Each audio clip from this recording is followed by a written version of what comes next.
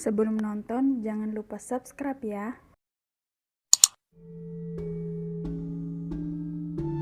Pada zaman dahulu, di kerajaan Daha, Raja Kertamarta memiliki dua orang putri.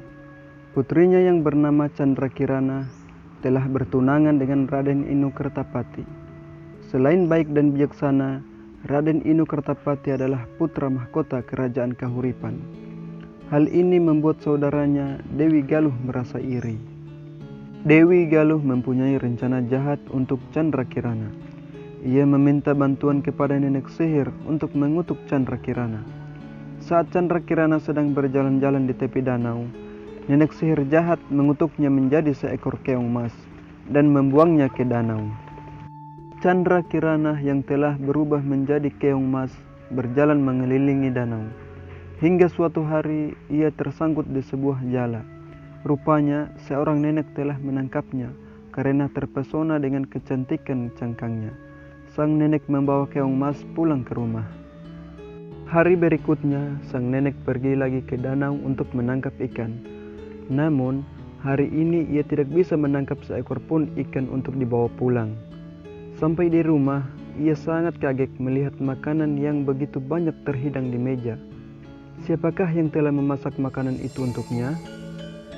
Hari-hari berikutnya, setiap kali sang nenek pulang dari menangkap ikan, di meja makan telah tersedia makanan yang begitu banyak. Keesokan harinya, sang nenek pura-pura pergi ke danau untuk menangkap ikan. Saat itulah ia mengintip ke dapur dan melihat keong emas berubah menjadi gadis yang sangat cantik. Segera saja sang nenek masuk ke dapur dan menangkap gadis itu. Ia lantas bertanya, siapakah dia sebenarnya dan mengapa menjelma menjadi seekor keong? Candrakirana mulai bercerita tentang Dewi Galuh yang telah berbuat jahat.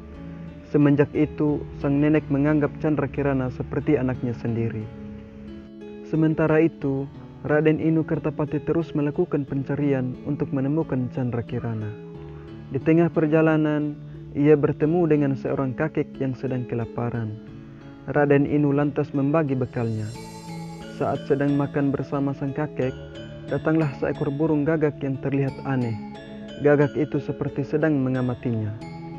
Rupanya, gagak itu adalah sang nenek sihir jahat yang sedang menyamar. Ia berusaha menghalangi Raden Inu untuk menemukan Candrakirana. Saat burung gagak berusaha menyerang Raden Inu, tiba-tiba saja sang kakek mengayunkan tongkatnya. Begitu tersentuh tongkat sang kakek, burung gagak itu langsung berubah menjadi asap.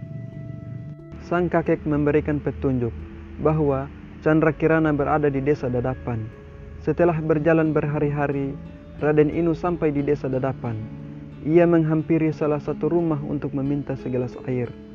Saat mengintip ke dalam, ia melihat Candrakirana sedang memasak bersama seorang nenek.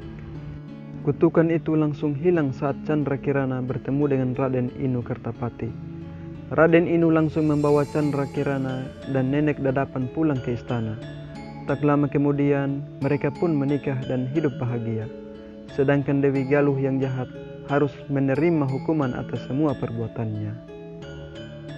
Pesan moral, sifat iri dan dengki bisa membuat orang lain dan diri kita celaka.